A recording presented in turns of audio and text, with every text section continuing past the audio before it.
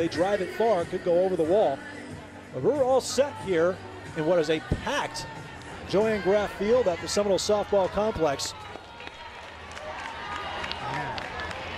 And the first pitch from Ashton Danley finds the zone. Strike one. 75 degrees. That wind, as we said, southeast at 11 miles per hour, kind of shifting southeast to east to the outfield. You see the Notre Dame Fighting Irish, Kloss right now in the box. Grimm, Amaral, and then Karina Gaskins, the All-American first baseman, a real power hitter to clean things up. Ground ball through the infield. That'll go for a base hit for Kloss, and just like that, Harley Kloss is aboard.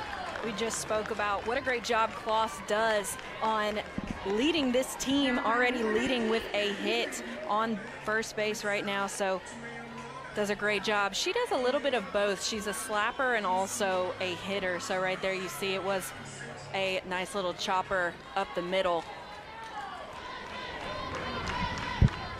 Harping on pitches early. Here's a drop bunt attempt by Cassidy Grimm, and she's going to get in there safe.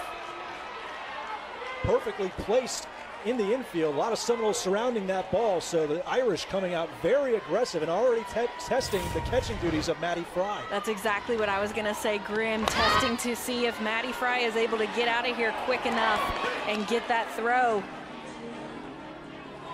Just a little slow by Fry, Kaylin, to try and gun down Grimm. Already this Florida State infield being tested. Two runners on quickly. A swing and a miss from Addison Amaral. It is going to be different for the Seminoles. They're so used to Edenfield behind the plate leading them as a catcher. You have that presence. The infield is under your control. So now they have Fry behind the plate, and she's had a little bit of experience back there so far, but it is going to be a different look for them.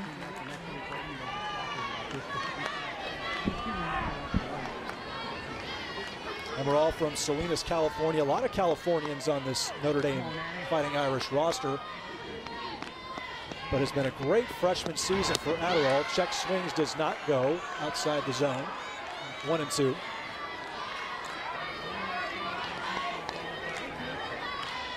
Amaral with the most extra base hits for the Irish. 12 doubles, has 7 home runs. Both those, she leads those categories among Irish players. 1-2 pitch from Danley. This one fouled down the third base line. To top that off, 11 multi-RBI games. In fact, that double total, she is tied for the ACC lead. In fact, entering tonight, of her 40 hits, those 19 are extra base hits. So almost half the time, that rate it's going for extra bases is very impressive. This Fighting Irish team, their goal is to be aggressive. They are going to swing the bat. They're going to try to put balls in play. You can see based off of their numbers, that's what they tend to do. They tend to put balls in play. So because of this, the defense has to be ready to make plays, and pitchers have to be able to get ahead in the count early so they can expand the zone. Amaral drives this one. That's just down the left field line, and she will come back for another 2-2 pitch. Well, we talked with Chris Ganeff this week about what needs to be improved as they try to make this push for another postseason run. And really, consistency at the plate was one of the first things she says, but not just the consistency, being aggressive when you see a strike and not getting behind in counts and being complacent. They are at their best, she says, when we are able to take strikes on, look for them, and pounce on them. There's a 2-2. This one grounded over to short, gets by Torres into the outfield, rounding second, coming home. The Irish get on the board is Carly Kloss, and Amaral ends up at second base. So all systems go for the Golden Domers. They lead 1-0 with nobody out. Part of the Irish game plan, similar to Florida State game plan, is to be very aggressive on the base path. So when they're rounding third, there's a good chance that they're going to keep going home, and that's exactly what they did here. This ball gets past Issa Torres at shortstop. Kaylee Mudge coming up to field it, goes to make the throw, and I think, honestly, I think that may have been a mistake by Jasoni Beecham. I don't think she meant to get a glove on that ball. I think it was supposed to be a throw all the way through, but Irish now leading 1-0 in the top of the first. Still nobody out. Yeah, this is as good of a plan or a good result as you can ask for to start things off for the Irish. But Notre Dame has really relied upon trying to move runners, manufacture runs. The power numbers have just not been there. As we talk about power, here's Karina Gaskins, and she has not seen the pitches she would like to this year. There's a strike she lets go by, 0-1. But she is still one of the most dangerous hitters in all of college softball. Definitely, when hitters like Gaskins step up to the plate, a senior, you know what she's capable of. So pitchers, they're being very careful about what they're throwing her in the zone. Don't want to give her anything too good because she does have that ability to hit the ball out of the yard. Check swing, got fooled on some off speed, 0-2. Best on-base percentage in the ACC is Karina Gaskins. And also, you mentioned leading the conference in walks, those 44, really high number. A home run machine when she gets her pitch, 1-2.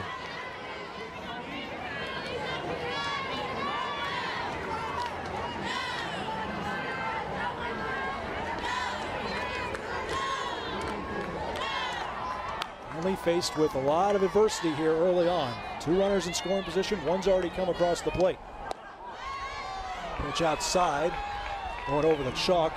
The right-handed in the left of the batter's box.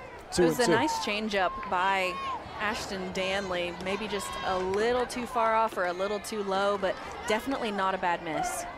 Still have a pitcher's count right there, so you can afford to at least tempt one out of the zone. If it's close enough, maybe you get lucky from the batter. Ground ball right over to first base. Ross heads to home, and Fry tags Cassidy Grimm at the plate. So Amaya Ross did not tag first, thinking about the lead runner, and it pays off for the Seminoles. They get the first out. Nice job by Amaya Ross. Quick on her feet.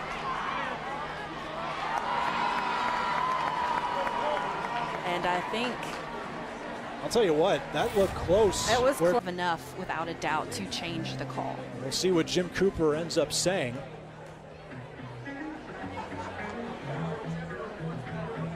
He's going to call out both head coaches and give the explanation. So a little drama, building the suspense is Jim Cooper. It's very rare you see something like this. Usually you just have the conviction, just come out and say what it is.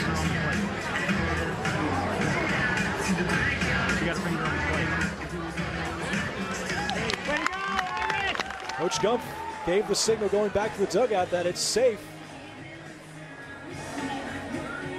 Jim Cooper still talking with Lonnie Alameda. Cooper still hasn't given the official word to everybody here in the crowd, but based on the conversation, that's probably the answer we're going to get. No tag.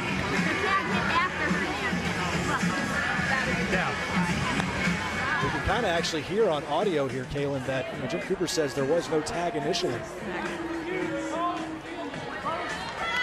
there is the call. So the Irish go up 2-0 after the fielder's choice ground ball by Gaskins that scores Grimm. I guess right there is where they're assuming that she made the touch at home plate right there. Yeah. And they're saying that Maddie Fry didn't make contact with her before then. And I think maybe if you're looking at that one last time, just the movement of Fry kind of gives the indication. Fry again having difficulty, but does get this ground ball, this bunt by Rachel Allen. And so finally Florida State has their first out on that. But Fry getting a workout behind the plate. Definitely. And you know, with Michaela Edenfield behind the plate in a bunt like that, I think Ashton Danley, because of Edenfield's presence and her kind of very loud traveling voice, you can hear her call that ball, where maybe Danley and Fry not used to that communication up to this point. Irish knew they had a game plan, and they are executing it right now. They have the opportunity to do so. First pitch strike to Jane Krotenberger. Coach Ganef mentioned in our pregame phone call that in order for them to win this weekend, the offense has to turn it up, which I think that's what we're seeing right now. They're doing all kinds of different things, very scrappy style of play. They said the FSU pitching not completely dominant like they have been in the past few years, so they have to stick to their plan and hit good pitches. But right now, I'm just seeing a lot of fight and a lot of scrappiness from this Irish team. Well, this has kind of been their sweet spot in terms of how they've been able to be successful this year. Like we mentioned, the power numbers have not been there as they were in the previous years as it passed. And that's not to say that Karina Gaskins is still not hitting the ball out of the park. She is. She's just not getting the opportunities like she's used to. So Notre Dame's had to rely on, the other 8 around her to try and get some runners across. Here's a ground ball over to short. Torres looks to her right at third. She goes over to first for the second out. Irish runners staying at third and second. Nice job by Danley sticking with that pitch, and then a nice job by Torres. That was a hard hop. She stays with it and makes the easy throw over to first.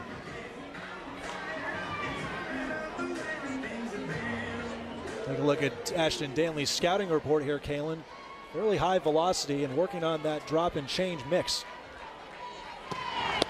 Swing and a miss to Mickey Winchell, the center fielder. That's that beautiful change-up right there that we were just talking about. Definitely disrupts the timing. You saw that swing was kind of just like a slow half swing. She didn't really know what to do with that pitch. Danley going to get a lot of ground balls, and we've seen that so far in this first inning. Pitch just high in the zone, 1-1. And that's a pitch not just for Ashton Danley, but for a couple other FSU pitchers that Lonnie Alameda just wants to see really come to life. And when it's looking as good as that, that just makes Lonnie Alameda salivate a little bit. Definitely. Coach Alameda loves the drop ball. We've had some very great drop ball pitchers at Florida State in the past few years, Kat Sandercock being one of them. So Ashton Danley just kind of moving in line with that. And then I think Coach Alameda also likes a few good rise ball pitchers with McKenna Reed and Danielle Watson and myself. I like to throw the rise ball every now and then. You're part of that crew.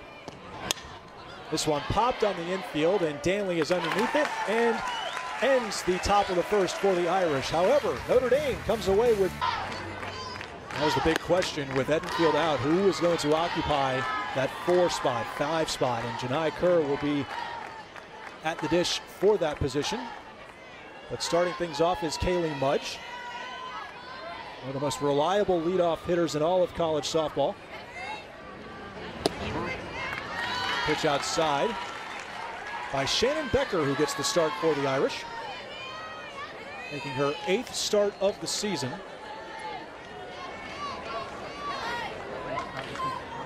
Becker, an experienced pitcher for the Fighting Irish. She's been someone that they have relied on for a long time.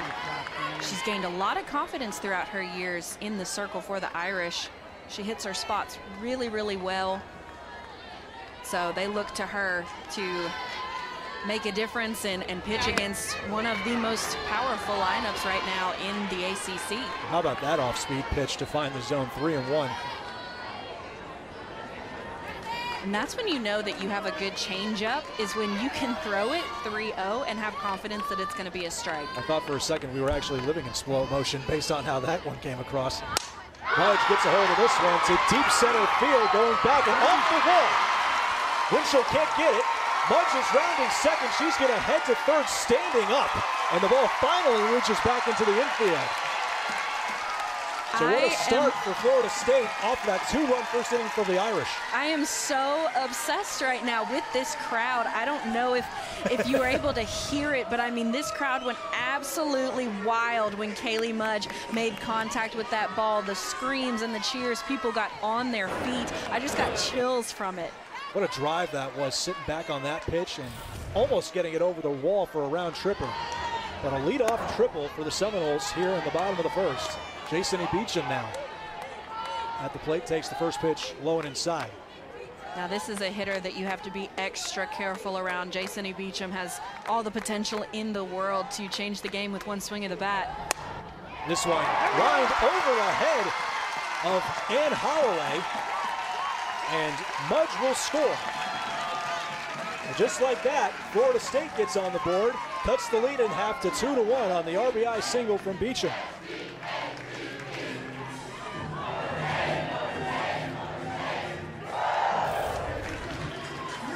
This pitch was on the inside part of the plate. Becker tries to jam Beecham, unable to do it. Beecham's so strong, she's able to muscle that over the head of Holloway. Infield in, so a little bit of loft and a little bit of drive gets the job done for Florida State. Already a lot of early fireworks in this game here, Kaylin, and as you mentioned, the crowd has come alive. This is one of the most fun atmospheres when the stadium is just packed and you're playing two really scrappy teams. Ocho, Haley Harding, oh, and it beams Jason Beecham in the back, headed for third base, so she will stay at third. She will get in. So the opposite field ground ball by Kaylee Harding, and Florida State has a no-out threat still, already with one across the plate. Two runners in scoring position. What a start to this game. Harding hits a liner through second past Amaral. And Jasoni Beecham, she sees where it's at, but she doesn't care. And then it hits her on the shoulder, bless her heart. That tricep might have some bruises at the end of this night. Oh, she's tough. But I'm sure she's tough. fine, yeah. She is tough, no doubt about it. Tomahawk chop, getting going. Getting the rally stuff, and the rally caps maybe needing that, but still early in the game, but nonetheless, Florida State trailing. And now Janai Kerr, and a shot at the fourth spot, number 4, looking to do damage against Shannon Becker. Pitch outside. And this environment right now, it's huge for Florida State. They're feeding off of it. The Fighting Irish, though, having to come in and be able to compete when it is so loud and you have the K-time chants and all the things that you experience when you're playing at Joanne Graff. It's difficult. You've got to be able to zone in and focus and try to, you know, keep that outside noise at bay. And travel ball teams here in attendance we're seeing. Start of the weekends here in the Sunshine State. Fouled off the tip of the bat by Janai Kerr. Count moves to 2-1. Janai Kerr has had a flair for the dramatic over the course of her career. Quite a few walk-offs, big-time extra base hits, in big-time games. This one driven right at second. Amaral right in perfect position. A nice little snag to her left, one away. Nice hit by Kerr, great play by Amaral.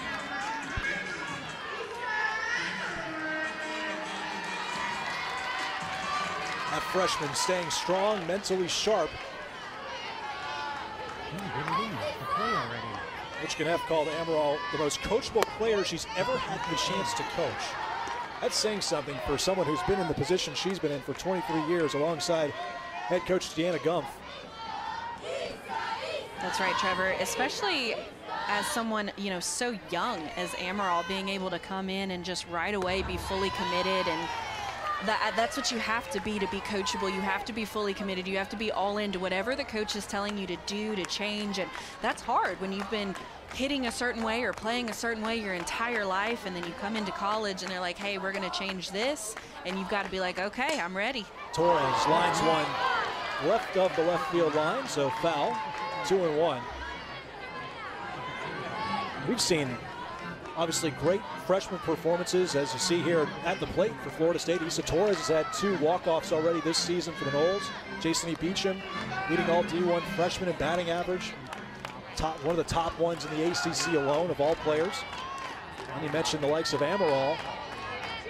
And there's a lot of really good potential and underclassmen here in the ACC, but just on these 2 teams alone, when you consider just those. Future is bright here for these 2 programs of what's coming down the pipe. 3-1 pitch, Torres takes it, and that will load the bases for the Seminoles. So the threat still very much alive for Florida State here in the bottom of the first. And Shannon Becker still working to get out of this inning. That'll bring up Amaya Ross. And this is a really tough situation for Becker to be in. Bases loaded with only 1 out. And the big bat of Amaya Ross up at the plate. Ross already hitting 8 home runs so far this year. A player who's really worked hard to earn her spot in the lineup over the course of her Seminole career. And she has found a home over at first base. Grounder right back to the circle, goes to home for 1, and unable to get Ross at first to continue the inning. But Notre Dame keeps it a 1-run ball game and has the lead still at 2-1 with the force out at home to get Beecham. So good smart playing by Becker, heading back home to Kloss, and that reliable glove.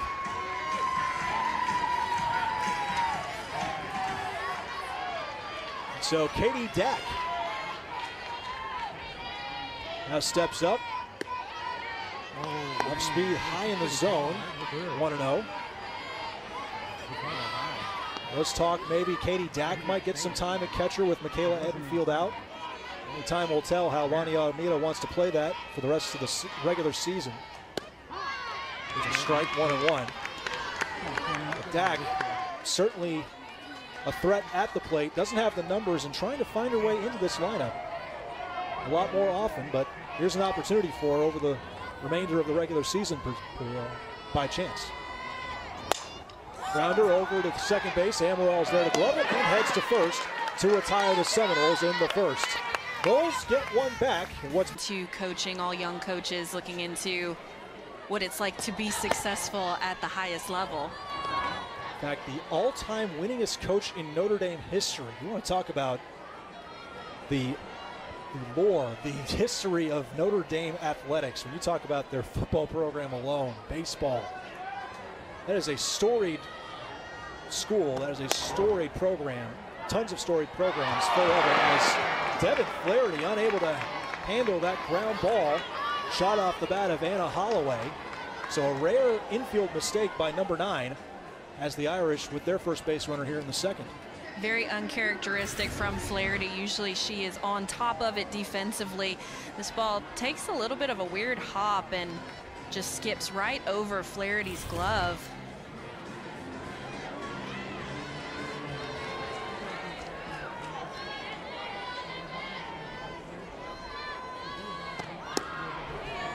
One attempt by Emily Tran. Lets that one go by, 0-1. 8th error of the season for Flaherty. Still, when you're talking about a player with the experience that Devin Flaherty has, in fact, she comes into this weekend with the 2nd most starts or game appearances by all D1 active players. So that is a lot of experience over there. Rare mistake you see for number 9 at second base.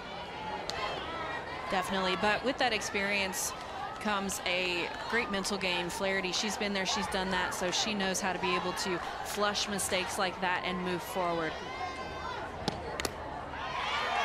Foul tip, strikeout for Tran, and so Danley gets right back on track with 3 pitches to retire Notre Dame's left fielder. Beautiful drop ball right there. You see how Fry's glove just sinks with that pitch, and Tran can't get underneath it. Now the top of the lineup for the Irish, Carly Kloss. She drops the bunt. Good idea, Carly. Fouled back behind the plate, 0-1. It's no secret right now what the top of this lineup wants to do, and that is drop down bunts, get Maddie Fry out of her block and out of her spot behind the plate, and test her. They're trying to test Fry. They're also trying to test Danley, the freshman. She's a lefty, so she has to turn all the way around to be able to throw to first base. By possibly also testing the freshman third baseman over there, and Sunny Beecham, who has been really good, don't get me wrong, but still, that's a freshman. Maddie Fry, who doesn't have a ton of experience behind the plate. That's definitely a position she's suited for, but nonetheless still a young player. This one swung and fouled toward the FSU dugout. Count goes to 1-2.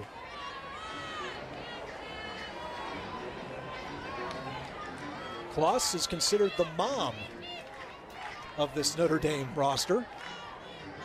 Really holds others accountable on and off the field. Make sure things are in order. Took over starting catching duties last season and has just elevated her game ever since. Now back into the screen. Count remains 1-2. Actually has the most at-bats among ACC hitters coming into tonight and is top 10 in hits.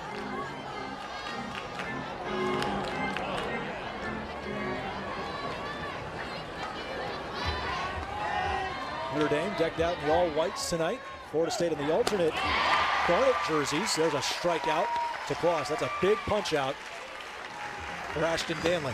Huge strikeout for Danley. Beautiful changeup. I mean, that thing just floats in there, and Kloss obviously expecting that fast drop ball. Gets her swinging and missing. So it is Players Weekend here for Florida State softball, and those alternate jerseys being worn by the Seminoles tonight and on Sunday. And on the back of those jerseys are the names of that each player and staff member have chosen to be on their respective jerseys. A lot of tributes, a lot of meaning behind the names on the back. Some of them messages. Atta girl. Some of them also maybe childhood dogs and pets. But all kind of gives the inspiration behind what these players have on their minds and what inspires them to go out there and be their best. Ashton Danley's nickname, Tay-Tay, on the back of her jersey. That's for her sister. That's what they like to call her. There's an opposite field line drive base hit over the glove of Flaherty, and so Grimm gets on board again. The 2-out piece of hitting for the third baseman.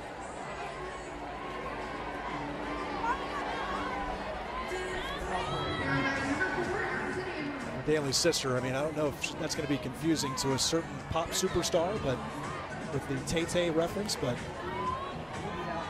she'll let it be known for sure.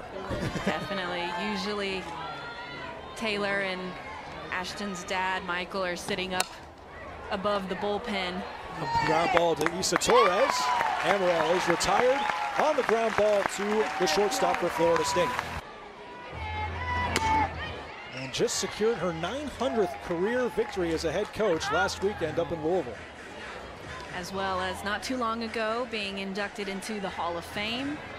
She is one heck of a coach, 12 World Series appearances, 2-time runner-up World Series, and 1-time winner World Series. Of course, that 2018 national championship you're referencing there.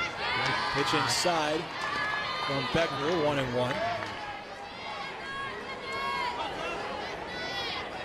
We mentioned, of course, Coach Gumpf over on that side for Notre Dame, the winningest coach in all of Notre Dame athletics. And unfortunately for Lonnie, she has quite a hill to climb if she wants to get to that. There's a certain former legendary head coach for Florida State on the baseball diamond that is way ahead of her. And, of course, it's Mike Martin Sr., who passed away before the start of the season for baseball, softball here in the spring. And definitely memorable, but Lonnie Almeida is no doubt a legend in her own right, and she has certainly made Florida State softball what it is today, basically taking the torch from what Joanne Graff created initially. Definitely. I mean, Joanne Graff building this program up, and Coach Alameda just taking it over and just continuing the legacy. Had a winning season every year at Florida State.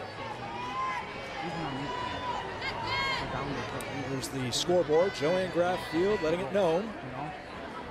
The woman who started it all. As Flaherty takes this pitch inside, and she will start things off here in the second inning for the Noles with a leadoff walk.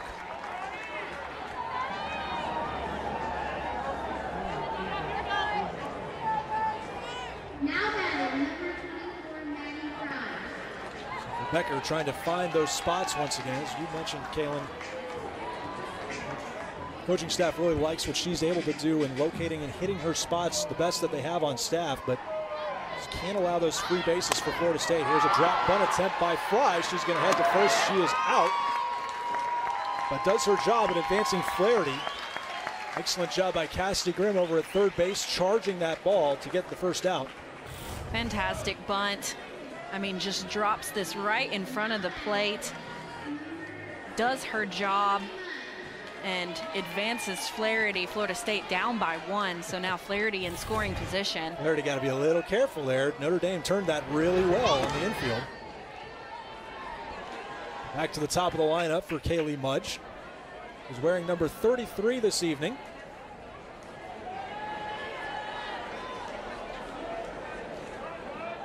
That's in honor of her friend Alexis Buckman, who was a USF pitcher, grew up together, knew each other very well, and unfortunately for Alexis, she lost a battle to brain cancer before the start of the season, so Kaylee Mudge doing her part in honoring her dear friend.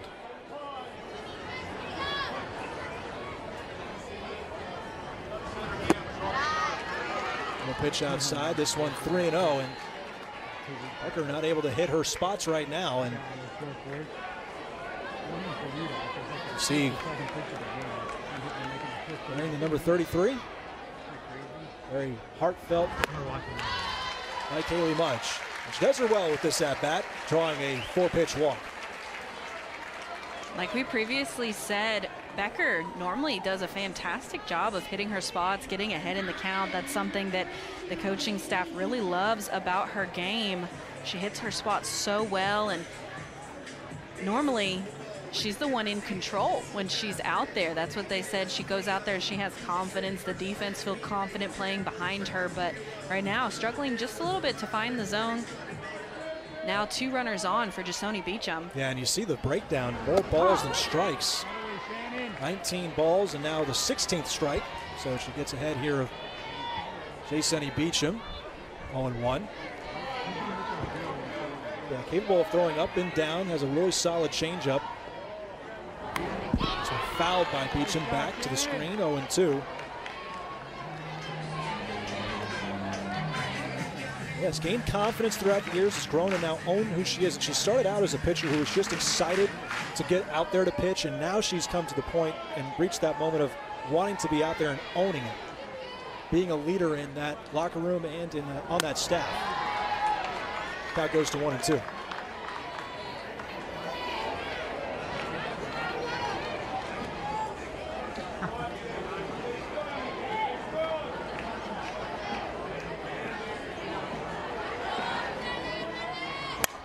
Beecham turns this one, but fairly foul. Good catch out there on the porch deck. Her hands out there and protecting the kids nonetheless. So fun. Unfortunately, he's probably going to have to give that back. But still really exciting. I'll tell you what, I think you got to give it to him here. That's a hard hit ball. That by the top back. Look, that's the best hitter of all freshmen in college softball. You catch that, you're doing your duty out there. I think you should be allowed to keep that, but as you see, Florida State staff's on it. We're a little short right now. We need to get as many as we can. Softballs are so expensive. It's like $7 or $8 a ball. You can't just give those out. A lot of things, rising in prices nowadays. So, a lot of things with a lot of value today. Count's now full. Here's the 3-2. Beecham turns again, and T. Will over there had to turn himself in that third base box. Coach Travis Wilson, he was ready to go.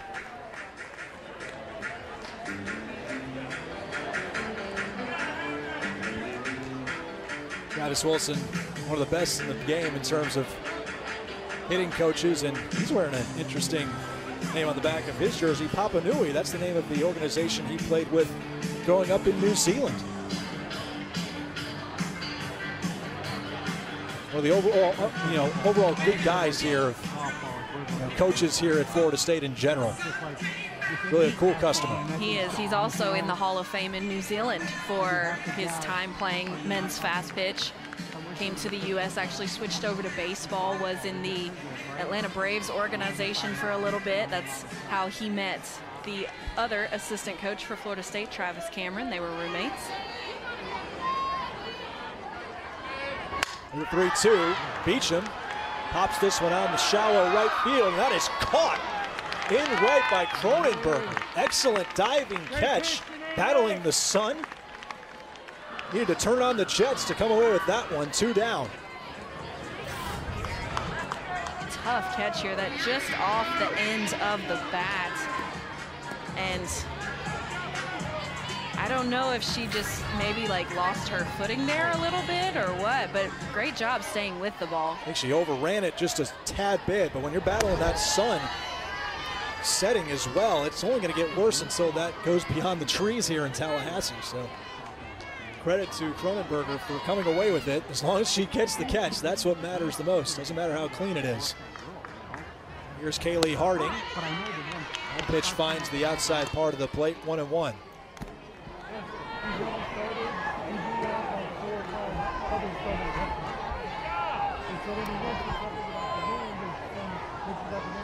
Kaylee Harding with 9 home runs, leading the team, 45 RBIs. This one lifted to left field, but in position is Tran. Has been a stalwart and a solid position player, and the power she possesses, she's really always had. Has had double-digit home run totals in each of her seasons previous. Got the scoring going here for the Irish with a fielder's choice. Which is the second run of the game. Play at the plate that had to go under review and originally was ruled out of the plate with Maddie Fry trying to tag Cassidy Grimm, but was able to get a hand in there before the tag. That is the difference right now of why the Irish are ahead 2-1. There's a 1-1 from Ashton Danley. Just a little bit off the plate, but as you can see, still not a lot for Gaskins to work with of what she's looking for in terms of her hot zone. And Gaskins, knowing that pitchers are going to be a little bit more careful, tends to take now recently. She's got a lot of walks on the year. Not really swinging at a lot of pitches because she knows, hey, they're probably not going to be what I want. So I'm going to wait until I get the pitch that I want. Well, that holds the career Notre Dame record for walks with 138, and that walk total this year accelerating that number. And a strike inside bottom corner there. So it goes to 3-2. And the coaching staff has had conversations with her. Look, you know, in dealing with this situation that she's going through, it's like you have to be all yes, yes, yes, and then no, it cannot be the opposite. And she's kind of struggled with that a little bit so far in 2024. Stays alive here as this one goes on to the batting cage deck. Fouled away, 3-2. That is Ashton Danley's dad right there trying to make the catch. The little girl in the middle, that's Tay-Tay. That's who Ashton is representing with her jersey. Taylor Danley, there you go. That's the one ball they probably would want to catch. That's coming out of the hand of Ashton Danley. Gaskins almost sent another one to him. Good battle, the foul there is Florida State infield and outfield. Unable to reach that one, still 3-2.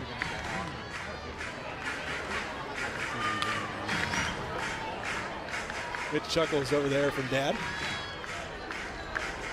Speaking of which, that's the nickname for Karina Gaskins for Notre Dame, is Dad. Yes, it is. Opposite Carly Cross, Mom. And Dad gets frozen up by Danley. So that off speed working to perfection for Ashton Danley and the Noles here in the top of the third, one away. Ashton Danley's changeup is a game changer for her. I mean, look at how it freezes Gaskins. She knows right away that that was a strike. It is beautiful. It's something that has always been in her arsenal. At the beginning of the year, she was kind of struggling to throw it for a strike, but now we can see that it is on the money, and she is doing a fantastic job throwing it. Swing and a miss by Rachel Allen. Just to finish up on Gaskins, yeah, the dad nickname, another authority figure in the clubhouse, and really wants the program to succeed so bad, and you know, takes care of it. And of course, she leads by example alone with the production she's produced. Rachel Allen on a 1-1 count. One of the more hotter hitters right now for the Golden Domers. Really taking the DP role solidified herself there as the everyday designated player. It's a little tangled up on that one, a little hesitant on another off speed. Danley's finding a rhythm on that pitch. I love that so much. I'm up here like fanning it off because, listen, a good changeup, you got me. I'm on board. I love a good changeup. I get chills from it. It's just low. 2-2. That's where you want that pitch, though. When you're ahead 1-2, you want to throw that pitch a little bit lower in the zone. You want to get the hitter to chase after your pitch.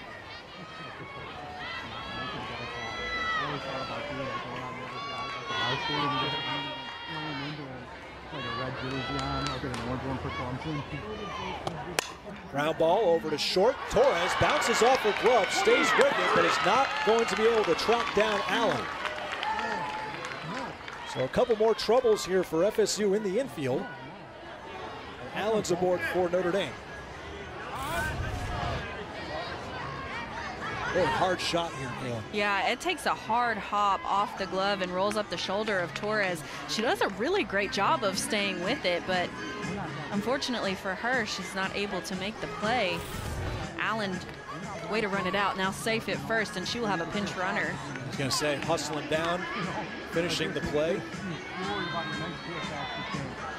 Looks like that's Tenley Sweet, number 26 for the Irish.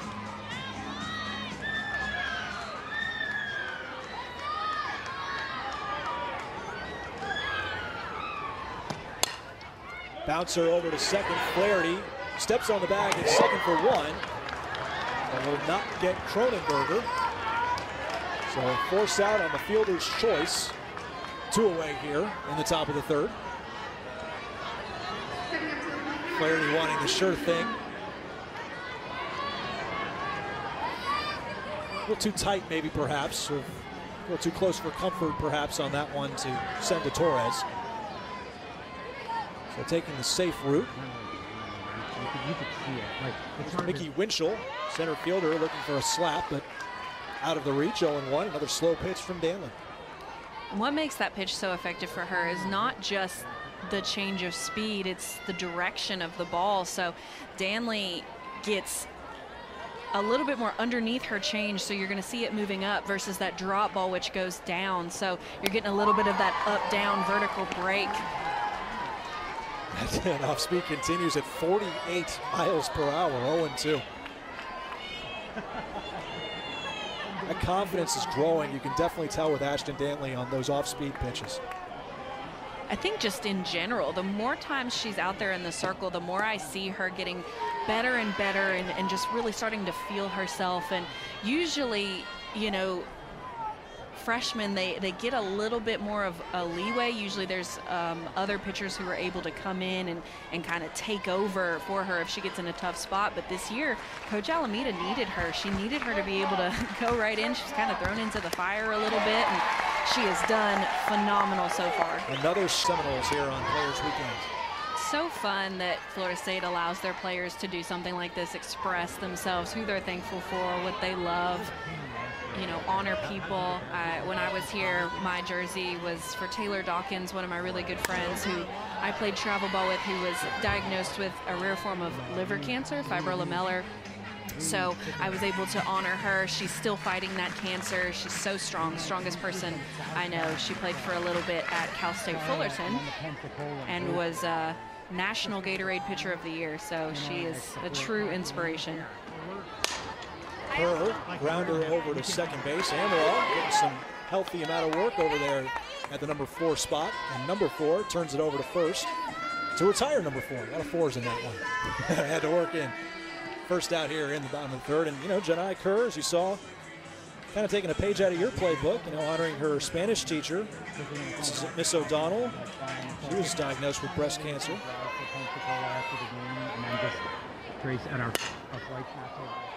Lisa Torres rips this one foul out of play.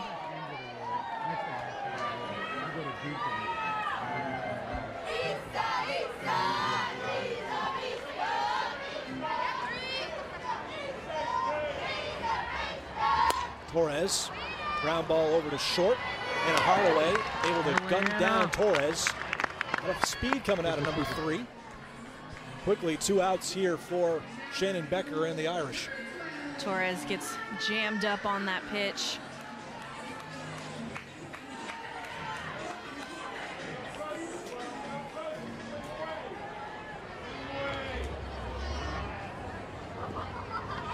Oh, Maya Ross.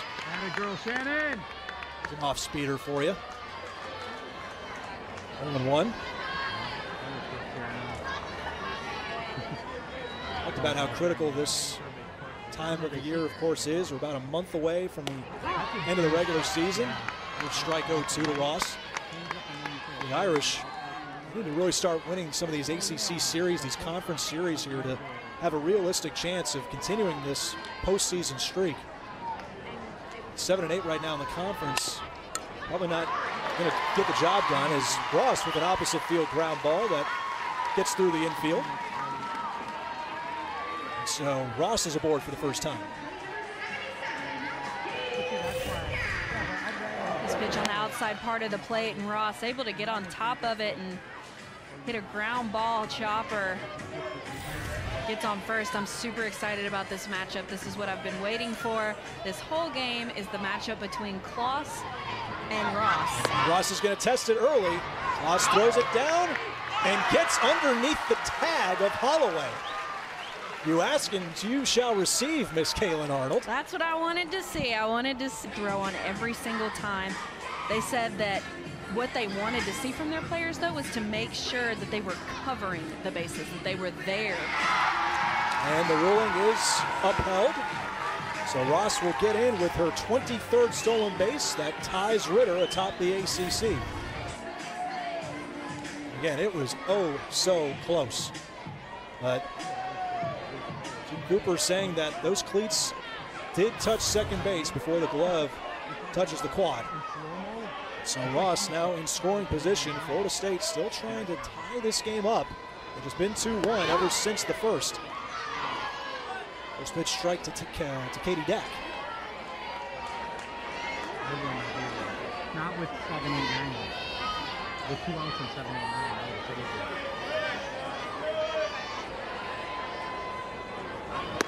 Now they can leave. Up and away. 1-1. If the umpire doesn't call it, maybe 10 steps away. Shannon Becker been in since the start. Only her 8th start of the season. Dack pops this one just out of the reach of Gaskins, coming off first base. Count will go to 2-2.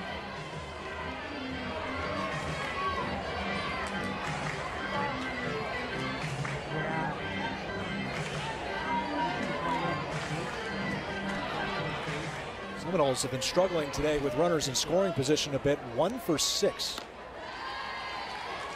So when Becker's had to dial it in and hit her spot, she has at the most critical of times. She has, and that comes from that experience that we've talked about. She is an upperclassman. She's been there, she's done that. She's been through the trenches as a pitcher, so. Dack skies this one to right center field, and Cronenberger will get under it. That will eliminate the threat for the Noles here in the bottom of the third. It remains. There might be extra speed potentially down the line here, Kaylin, for Florida State. Definitely. Kennedy Harp, she's a great hitter and defensive player as well, being only a freshman, but when she's been given the opportunity, she's taken full advantage of them. Looked like maybe a slight change for Notre Dame as well. Might not get that info until perhaps the bottom half of the 4th inning, but we're ready to go now with Anna Holloway, and she takes a first pitch strike. Holloway was the hero for the Irish on Tuesday. She hit her first home run of the season in walk-off fashion against Western Michigan. Here's another off speed by Danley, 0-2. That is just cooking right now. It's nasty. It is so nasty in combination with that drop ball. It's beautiful. Holloway reached on an air, her first plate appearance. Throwing bunt with that infield back. Takes a swing, pops it up shallow center field, and Harp needing to charge that one and shares a laugh with Devin Flaherty. All smiles for the first out here in the fourth. It's so funny. The game knows, you know, as soon as you get in, it's like, hey, I'm going to have a ball hit to you. Can you make the play? And she does. Likes to test you a little bit. And I've had a couple of games with Alex Powers, and she said the exact same thing. When a substitutions come in, it almost like the ball in the game gravitates to you. It wants to welcome you into the action. Emily Tran takes the first pitch strike.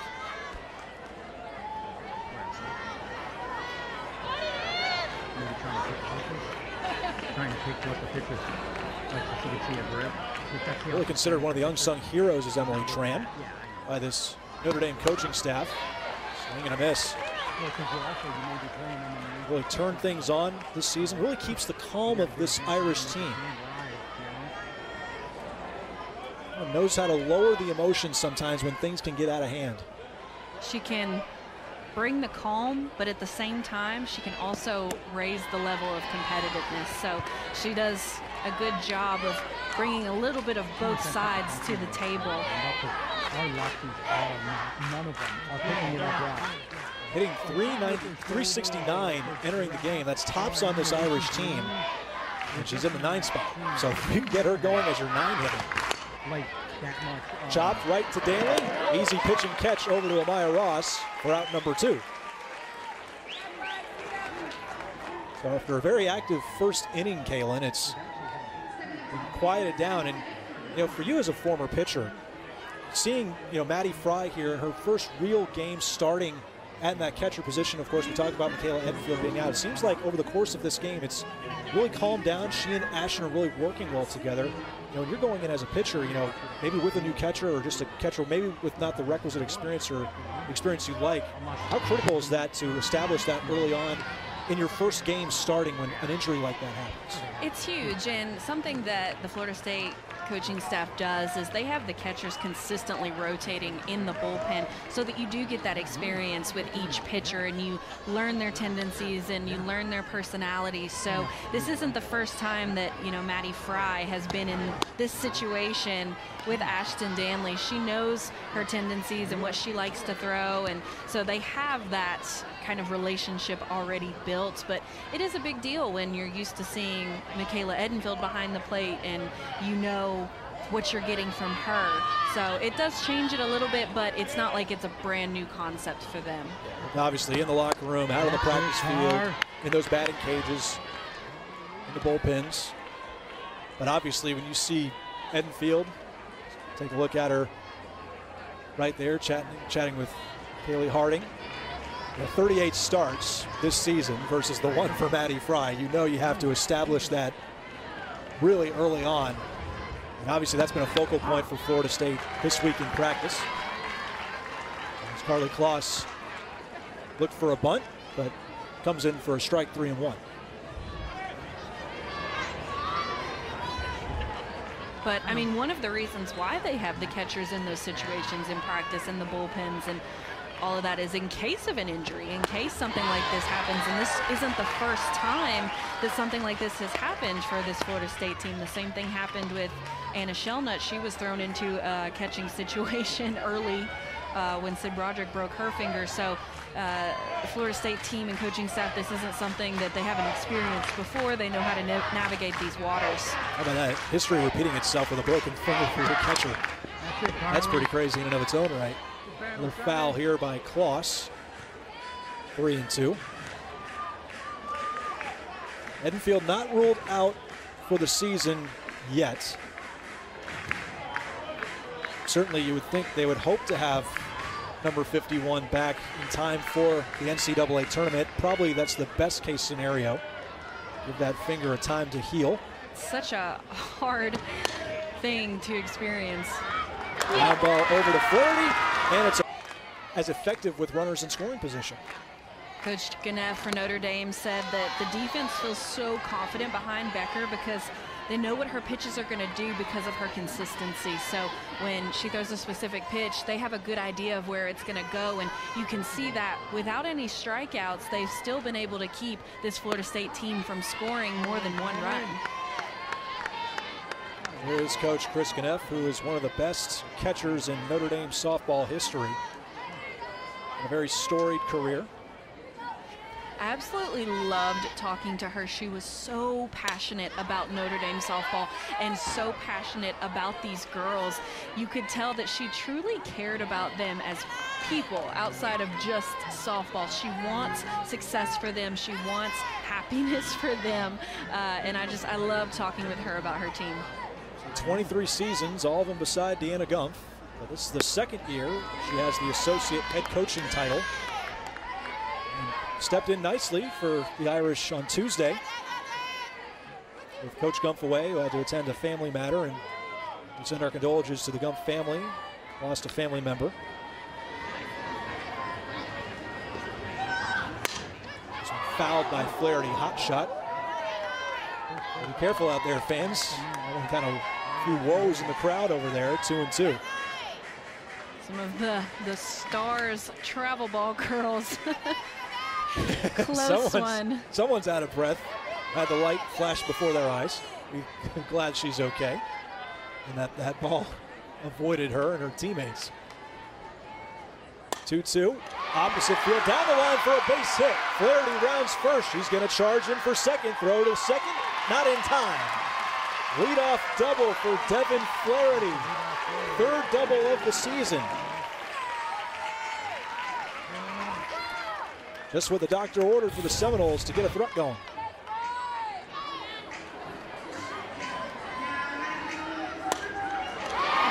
Nice hit by Flaherty, just right there on the line, which is why she's able to advance. Florida State does such a good job at running with their heads up and understanding when the ball goes here, I can do this. Drop bunt attempt by Maddie Fry. Heads to first. She will be thrown out by Kloss, but advances Flaherty. So both of Fry's at-bats all about dropping the bunt and advancing the runner. She has advanced Flaherty both times. This time, however, it's at third base.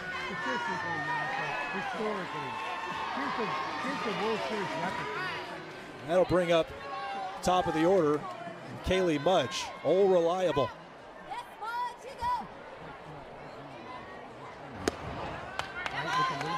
Mudge outside, 1-0. Mudge last time up tripled.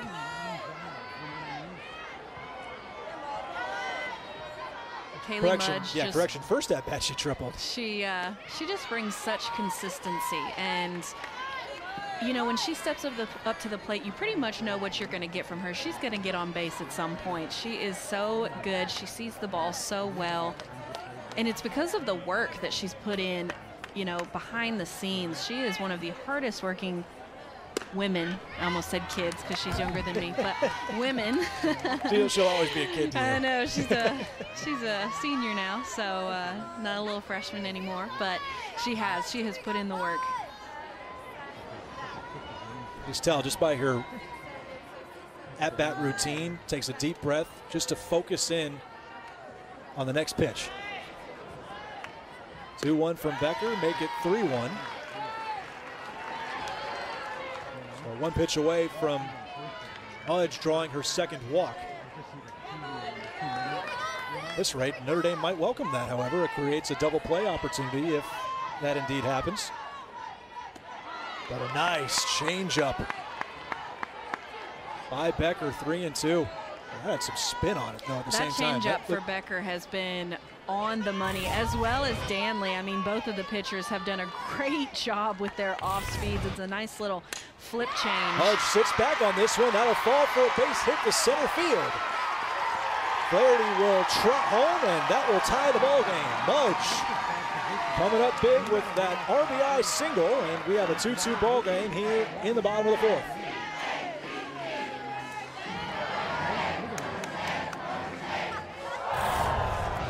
And this off-speed pitch left a little too high in the zone. It was up at the numbers, so Kaylee Mudge able to hit a line drive to center field. Score Flaherty easy.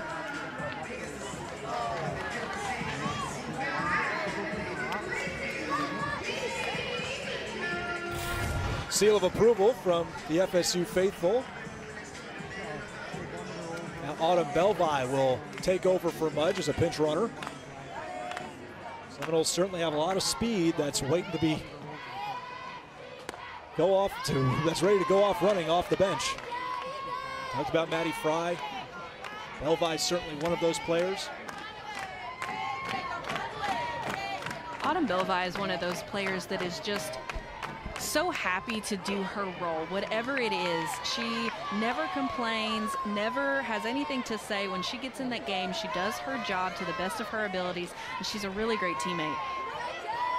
Annie Potter as well has 7 stolen bases on the season. Might get a chance to see her if you get a runner on. Fouled away by Beecham, 1-2. And the pitch before that, my goodness, 45 miles per hour by Becker. It is an off-speed clinic today from both Danley and Becker. Putting the freeze on here in the Sunshine State. This came out of winter. The changeup, in my opinion, is, gosh, the most effective pitch. If you want to be a solid pitcher, you've got to be able to throw that changeup. Another base hit for FSU. Beecham through the middle. Belvi reaches third base. And so a couple of singles here for the Seminoles are getting things going. With just one out, hungry pitcher that's ready to be called on. As Kaylee Harding wanted to take the first crack on that first pitch, 0-1. And for Kamzik, this is only her 11th appearance of the season. Does have 2 saves on the year.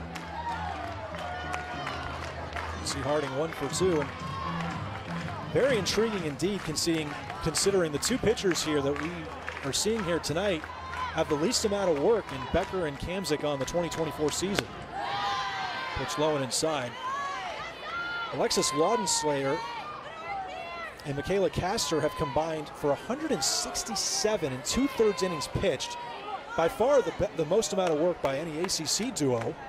I'd imagine that's got to be up there with the top ranks in all of college softball as well. Those two have really had a lot placed at their feet. Harding sends this one deep to center field, and it is out of here. The one they call Ocho is oh so good once again. A 3-run bomb for number 8. And the Seminoles have their first lead of the game, 5-2. And that situation is exactly what they wanted to avoid with Kamzik. They put her in because she throws hard and low in the zone. But Kaylee Harding able to get a hold of that ball and take it over the deepest part of the park. That one rattling off the lift on our center field camera. No doubter. Everyone knew it when it left the bat of Kaylee Harding. A big swing from Janai Kerr, wanting to keep on swinging hard and belting the ball, but it is missed for 0-1.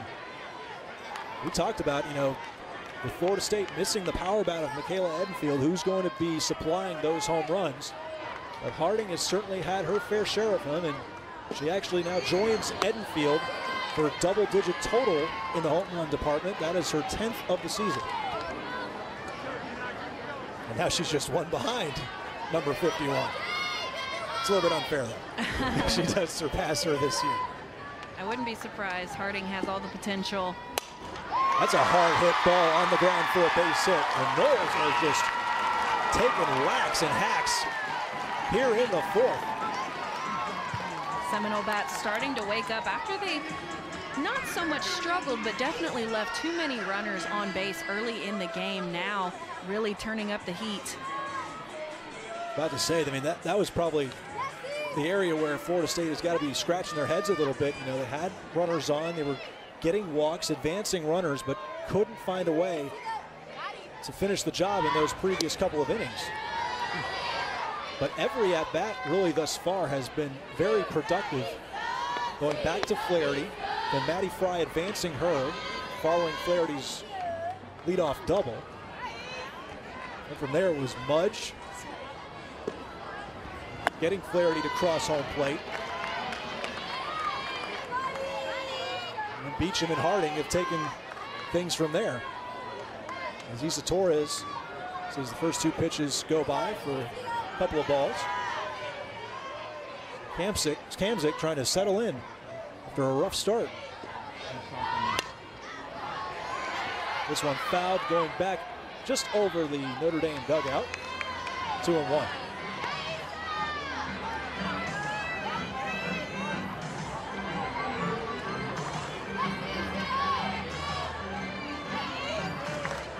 You know, when you're a freshman coming into a big moment of the game like this, you know, what do you try and do to settle yourself down to get back on track when things don't initially go your way? Well, coming into this environment, number one, is huge. I mean, Kamzik, I'm sure, hasn't maybe experienced anything like this before. This stadium is packed. It is so loud right now. So that's number one. You've got to be able to block all of that out. Number two, you've got to be able to zone in and focus on one pitch at a time. Not trying to do too much, not trying to be the hero. This one ripped by Torres. However, Tran, working to her right, does a nice job of tracking it. Kerr will have to retreat back to first. There's 2 down now. So that breaks the streak of base hits and runners climbing aboard here for the Seminoles. At 4. Now Maya Ross will try and keep things going.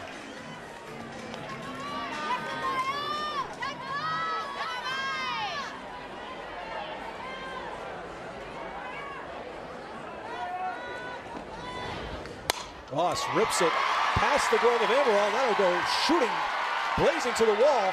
When miscommunication on the base pass as Kerr gets held up at second, and Ross was all the way close to second base, at least 80–85% of the way there, and had to get back real fast. So Travis Wilson putting the brakes on Janai Kerr. So there's runners at first and second. This was really hit hard. It's so interesting. I'm gonna have to watch this back because I don't know why he put the brakes on her. She was there easy. Actually, Kerr never even looked at Travis Wilson. I think, honestly, I think she thinks that she may have missed second base. That might be what it was. Usually you'll see and you'll pull up, but she knows. As Alexis Rodenslager now steps into the circle for the Irish. And a swing and a miss from Kennedy Harp for her first plate appearance. This is the big ace for the Irish out of San Diego, California. This senior and Princeton transfer has been the heavy workload and the workhorse for the Irish. Alexis, she's smart. She knows the game. Coach Ganef said she understands what her pitches need to do to be successful. We're going to see her up and down in the zone, so with that rise and drop. Ground ball by Harp. That gets past Holloway. Rounding third is Kerr, and she is safe sliding in. Left hand first. Beats the tag by Kloss. And the Seminoles advance their lead now to 4. It's 6-2 on the ground ball base hit by Kennedy Harp.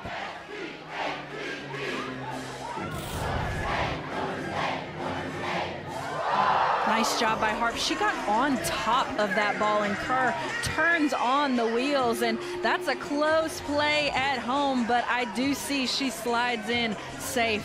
Amazingly, not the closest call we've seen today. There have been a couple of bang-bang plays a little closer than that. Evan Flaherty, who started this inning, is now back at the plate. Rodenslager, making her 23rd appearance on the season, has already 2 shutouts on the year and enters this game with already 90+ innings of work. Make it 91 overall as she gets the ground out to retire Flaherty. The Irish looking to respond as Ashton Danley returns to the circle. Starts things off with Cassie Grimm with the ball in the dirt. Ashton Danley had a little bit of a rough start in the first inning, but she soon settled down. She has found her stuff. She is lights out so far. Moving forward, her changeup absolutely incredible. There's a strike.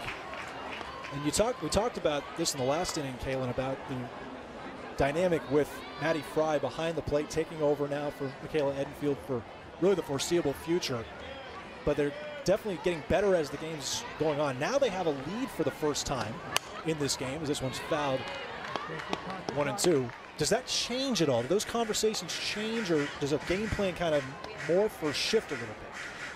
I don't think anything really changes too much. Like I said earlier in the game, you're used to having that person in the bullpen, having that person in practice with you. So, you know, Maddie Fry, her relationship with Ashton Danley is going to be different than her relationship with McKenna Reed, and same thing with Michaela Edenfield. It's going to be different.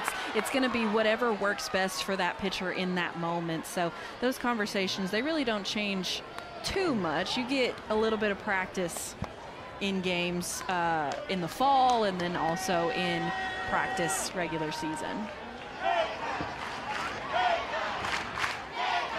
It's calling for the K time, the strikeout, but we'll have to wait until the next pitch. This one again low and away, 3-2. Something else too is when you get into that first inning, I know I struggled with this a little bit my freshman year. You have a lot of adrenaline, so you get really, really amped up. And I know for a little bit that was something that I struggled with. I had bad first innings because I would go out there all jacked up and had a little bit of a hard time controlling my spin, because the harder you throw, majority of the time it's going to affect your spin. So you're not going to have as much movement as you're used to. So that may be something that Ashton Danley is also trying to work through, is finding the calm in that first inning. Well, you mentioned that. And then considering with Maddie Fry, she probably has a lot of adrenaline pumping through her veins as well. Ground ball, hard shot over to first. Tagging on the bag is Angeli Bueno, who's in at first base, taking over for Amaya Ross. One away.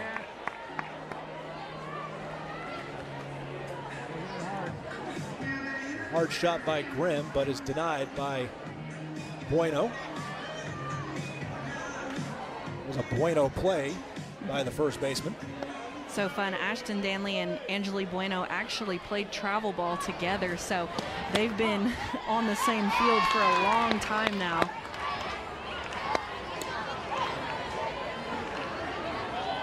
Now in steps Addison Amaral. Four-year varsity letter in softball and volleyball at the Notre Dame High School in Salinas, California.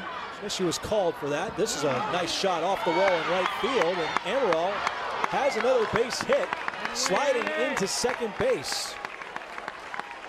Entered tonight tied for the ACC lead in doubles, and she collects her 13th.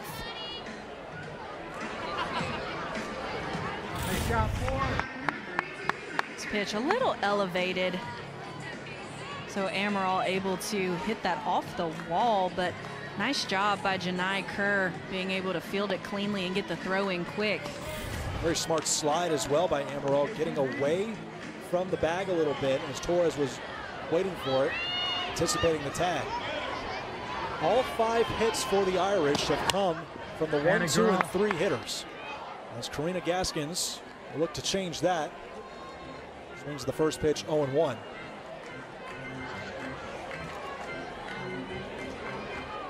Irish are a little down in the run totals among ACC teams, Kaylin, and if they really want to up that total, it has to come from other hitters in the lineup, not just your top stars. Gaskins, you know what power she possesses. She can leave the yard at any time if she gets the right pitch. That one a little low, 1-1. But then it comes down to those other players down the lineup, and they just need a little more contribution.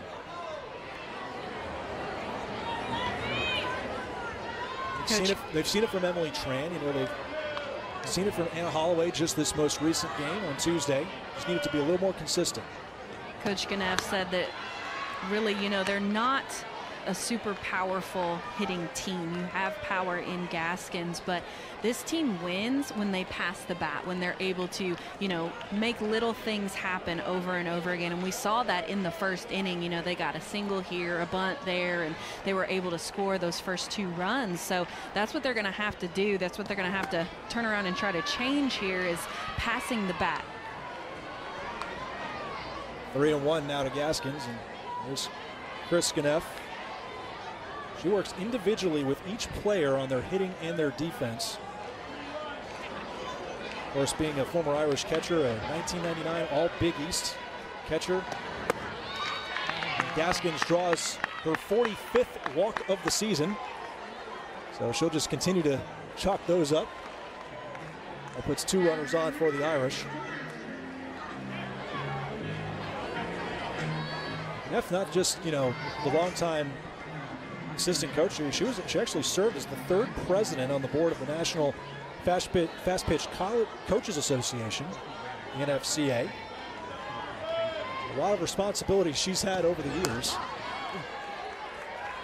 Big focal point, big fixture for Notre Dame softball alongside Coach Deanna Gumpf. She will actually, there's the head coach right there, actually going to come out and substitute for Gaskins. She's going to put Michaela LaPlaca, the junior catcher, on first base.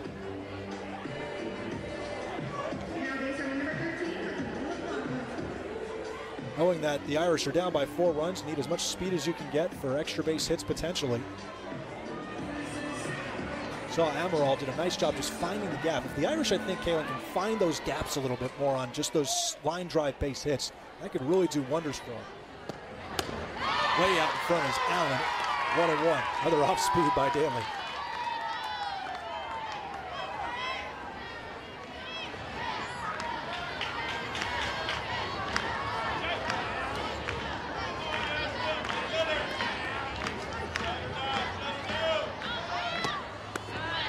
Pitch high. Runners staying where they're at. Got a bit of a lead, but returned back. 2-1. Danley trying to expand the zone here, going up. We usually see her down in the zone, but now she's trying to go up a little bit, try to get Allen chasing in a high pitch. 1-2. Pitch just low, goes back to the well. What the scouting report says, 2-2. Or 3-1, I should say, rather.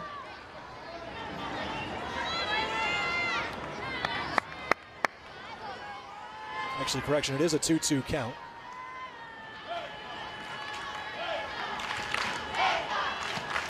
This one grounded. Danley gets a glove on it. We'll get the lead runner Amaral at third base. Throw by Beecham to first, not in time. A good, solid, efficient infielding by Florida State. 2 outs now here in the 5th. Runners first and second. It's a good thing about Danley being a lefty, able to make the easy throw over to third, get that lead runner. Nice job by Jasoni Beecham trying to turn it over to first, get that double play. And Lonnie Alameda exits the dugout. The pitch count for Danley is certainly increasing. Stay active themselves and get a wave going around Joanne Graff Field.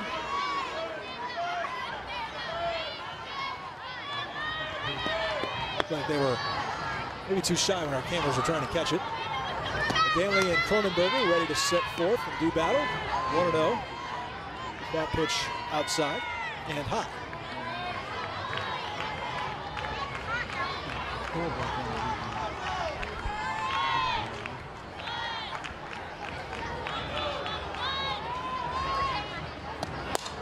Cronenberger line right to Beecham. What a snag by the freshman, number 42, Chuck. 6-2 advantage for the Seminoles. And Hallie Waycaser will get her first plate appearance.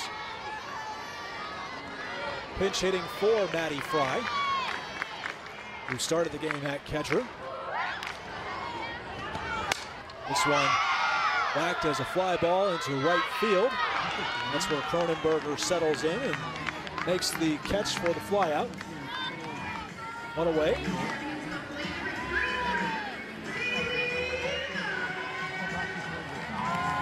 So Notre Dame really going to have to lock and load here defensively and in the circle, and really have the right pitcher for the moment, and Alexis Laudenslager. Kaylee Mudge been hot today, 2 for 2 at the plate.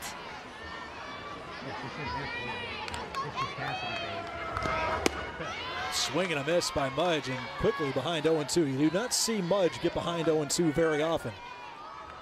No, usually in that leadoff spot, she sees a lot of pitches. Laudenslager's got a lot of great movement, able to control the zone both ways. Well, outside the zone here, 1 and 2, but Mudge has been excellent to start this 3-game series. A triple, a single, has a walk. Brought a runner in, and she scored a run. And just like that, Mudge is caught looking. So a little uncharacteristic for Kaylee Mudge, but that just is a credit to Laudenslager and what she's all about.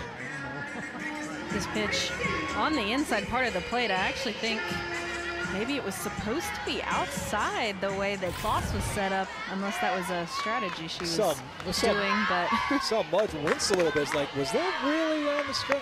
And where, you gotta give it where Kloss is set up. Certainly missed the spot, but that looked like it was certainly over the inside part of the plate. So quickly 2 away here in the bottom of the 5th, and Beecham fouls a pitch back into the screen, quickly behind 0-2. Beecham with a productive night in her own right. 2 really good pieces of hitting, 2 singles. Also has an RBI and a run. And gets called for strike 3 outside corner. So Laudenslager shuts down Florida State 1-2-3. The ace living up to the moniker here for the Irish. After 5, though, the Noles still up by 4 as we enter the 6th. It's like Harding Street, all the new development, the old part of the schools on that side. Like behind. We enter the 6th. 6-2 Seminoles leading the Fighting Irish. Take a look at the game summary. Irish got the first 2 runs of the game, but since then it's been the Seminoles with 6 unanswered runs, doing a nice job getting the ball and putting the ball in play, and finally got some production getting runs across the plate. And the big one from Kaylee Harding, Kaylin, the 3-run home run. huge from Kaylee Harding, that 3-run home run, really just lengthening the score for Florida State, giving Ashton Danley a little bit more wiggle room. 5-run 5th inning, Harding part of that with 3-run home run, and the Irish, the 2 runs, 5 hits.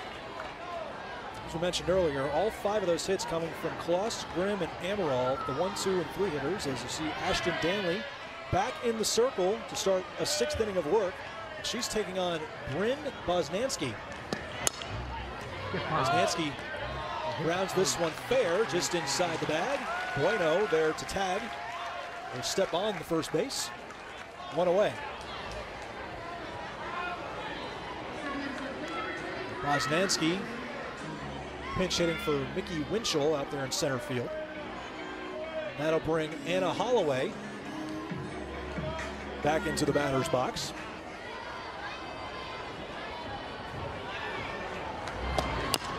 Holloway swinging at that first pitch. Fouls it off the leg, 0-1. Irish really have not been able to replicate any solid, consistent production since that first inning. Top of the lineup's really done their job, Kaylin. It's just not really been brought along by 4 through 9. I think that speaks to Ashton Danley just settling in and, I mean, being so efficient with that changeup, with her drop. And also we've seen her go upstairs a few times. So I think that speaks to her after that first inning, just coming in and being lights out. When you go through the order multiple times, you obviously have to mix some things up. You can't just rely on maybe your go-tos all the time.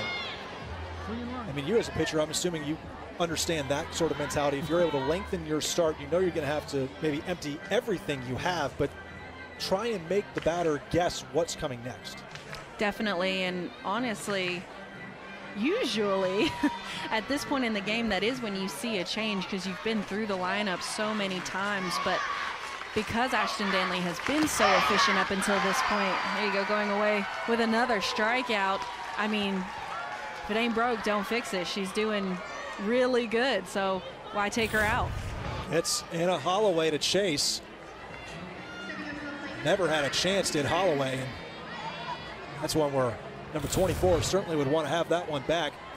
As you see, Danley's pitch count getting close to triple digits. Here's pitch number 99 to Emily Tran. It finds the zone. Tran a slapper, but the pitches by Danley going outside, and Trena's really not had a really solid at-bat yet in this game.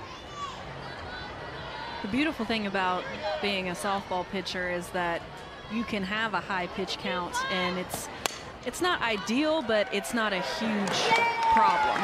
Danley continued. Certainly the potential for extra base hits at any point in the season. Takes a first pitch strike from Laudenslager. Has to laugh that one off and reset and refocus. An off-speed pitch has been a theme here for both sides. Yeah, I don't think Harding wanted any part of that off-speed pitch. I don't think she was interested in it at all, so that's why you get that smile. Nobody really has wanted that tonight. Danley's been excellent with 100 pitches, and that changeup off-speed's been great. Another fly ball deep, this time to right field. But Cronenberger able to track that one back near the warning track, but no problems there for the right fielder, one away.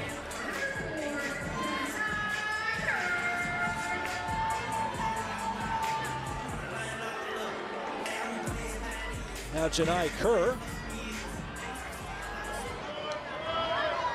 1 for 3 tonight.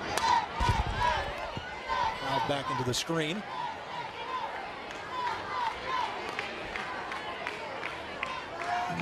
.358 average in that 4 spot. That has been Michaela Edenfield's spot for much of her career. But with Edenfield out with a broken finger, Kerr's done a pretty solid job tonight in that spot, Kaylin, but I'm curious because it might be shifted a little bit more. Maybe Lonnie Alameda mixes it up a couple times down the line. I wouldn't be surprised. Keep other teams guessing for what Florida State might present. Regardless of who's in that 4 spot, you know everybody has the potential to go off. Yeah, I wouldn't be surprised if there were a couple different options that we see for this Florida State lineup moving forward, having different subs, different people in different positions. Just try to find out what works best for the team until they're able to get Edenfield back. Again, we mentioned Michaela Edenfield out indefinitely with the broken finger that she suffered during the Louisville series last weekend. First pitch swing by Torres, and that one is lined a soft liner to Addison Amaral. So Knowles for the hometown team, and when you have a beautiful night and day, that always helps as well. As Ashton Danley is looking for the complete game, starts things off with a ball to Carly Kloss. So for the Notre Dame Fighting Irish, down by 4 runs, they're going to rely on the top of their order right now to jumpstart this offense that has been shut out since the 2nd inning. 2 runs, all coming in the 1st. No better person to start it off than Carly Kloss. This is exactly who the Fighting Irish want up at the plate right now to try to get things rolling in the 7th. Really look at her as the tone setter for Fighting Irish in all aspects. Really want her as their leadoff hitter consistently. They do tend to move her around a little bit though, but ground ball to Torres, and Torres able to gun down Kloss. A big out to start things off in the 7th. Huge out. I mean, that really puts the momentum on Florida State's side. Issa Torres sticking with that ball and making a fantastic play at first base.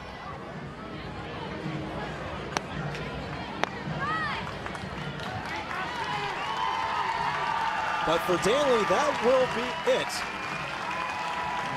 But does a fantastic job. 6 1/3 innings. We'll be right back after this break. Emma Wilson, or E-Dub as it is indicated on the back of the alternate jersey for Florida State, takes over, and we'll try and close things out for the Seminoles here in the top of the 7th against the Irish. And at Dallas, Georgia, senior making her 12th appearance on the season, Kaylin. Done a solid job, all things considered, but would like to increase that strikeout to walk ratio in particular. And has to deal with the dangerous Cassidy Grimm here in the top of the 7th. I'd like to just pay a little tribute really quick to Ashton Danley and the work that she put in this game. So good. That drop ball, that changeup. I mean, had a little bit of a tough first inning, but after that she settled in and she was lights out for the Seminoles tonight. So now Emma Wilson able to come in and close things out. Swing and a miss. 0-2, yeah, for Daly, biggest work of the season, 6 1/3 innings, the most she's had in 2024. Allowed just 5 hits, 2 runs, allowed just 1 walk, and 5 strikeouts. And as you mentioned, to come out of that first inning and to continue to just weather some storms, deal with the top part of the lineup that got probably a little bit the most success off of her, but then just continue to work her way down the order. Very impressive. And I think that every time she steps out into the circle, she just gets better and better. So I look forward to where she's going to be at the end of the season. Grimm lines this one just foul of the left field line, and she'll have to return to the plate. Yeah, that drop ball or that changeup in particular, again, that's something that Lonnie Alameda has mentioned over the course of the season. I want to see that changeup from all of my pitchers really be a big impact pitch for all of us, especially down the later stages here and into games. And she's got to be really happy in the back of her mind of what she saw out of Daly tonight. Definitely. Another 1-2 pitch. This one well high. 2-2.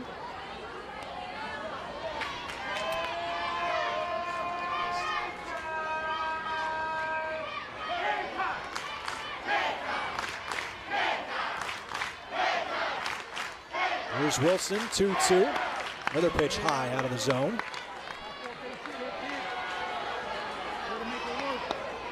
Count goes full.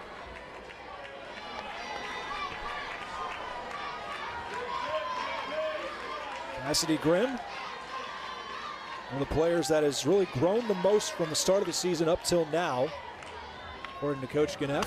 And she draws a 1-out walk. Really been a spark plug. She's really made a lot of great plays on defense this year, but right now it's all about getting across the plate. She's going to need help doing that. As Addison Amaral will now step up to the plate once more.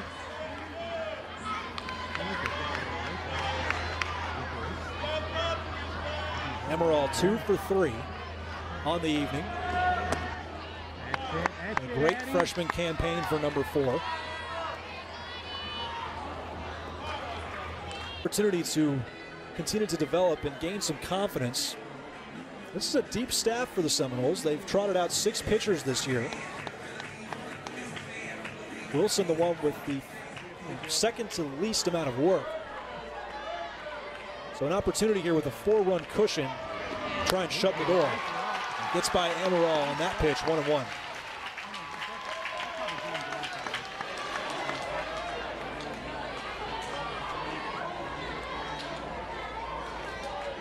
Wilson is probably is definitely the pitcher who's been on the staff the longest, so she is certainly a lot of practice time, a lot of conversations with Coach Alameda.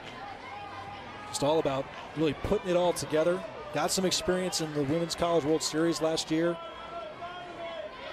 She also got experience in the 2021 Women's College World Series. This one skied on the infield by Amaral.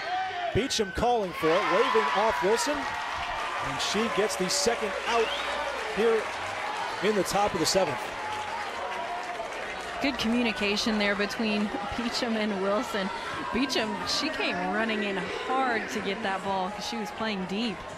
Well, she's the best fielder between catcher, pitcher, and third baseman. But to see a freshman just wave everybody off, use their voice, and establish authority like, I got it, that takes a lot of confidence, and that's a lot of leadership. Now Karina Gaskins. Gaskins, again, has not seen a lot of pitches this year. Same story, just a different chapter tonight. But looking to find a pitch. If she can really hammer one here, that could really get Notre Dame going as they're down to their last out. They're swinging for something big there, and that, unfortunately for the Irish, is foul. Now 0-2. The Irish are down to their last strike.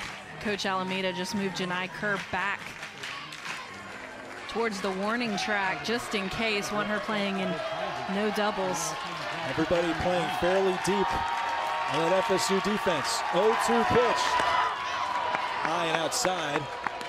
1-2. Base hit here, kid. Nobody Wilson with a better. couple of insurance pitches. Has the luxury of pitching putting it where she wants to. But the fans want this one to end. 1-2 pitch. This one off the backstop, bouncing off the back wall, and that will advance Grimm to second base.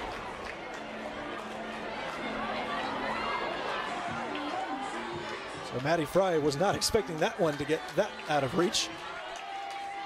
It's going to happen sometimes. Emma Wilson, she throws a rise and a curve, so getting underneath it a little too much. What will E-Dub throw here?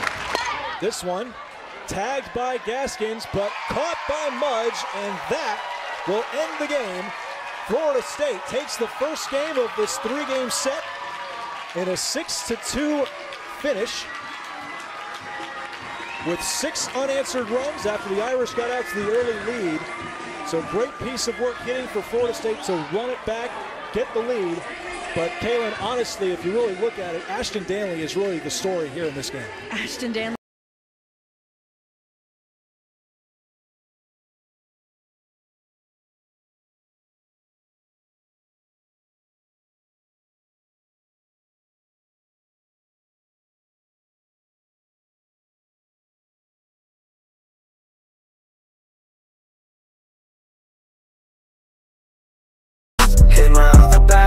Fucking up, they all hear me take the ball, roll it up.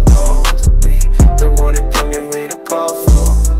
Here we go, let me paint the scene. In the legal world where they intervene, lawyers they hustle, they grind every day, seeking justice in every single way.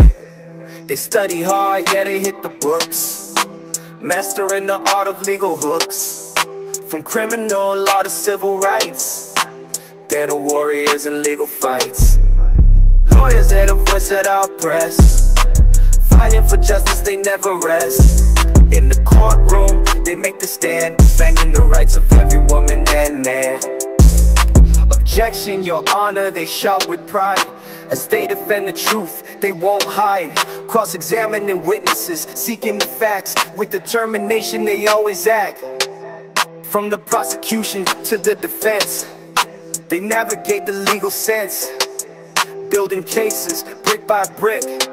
Their dedication, it's so thick.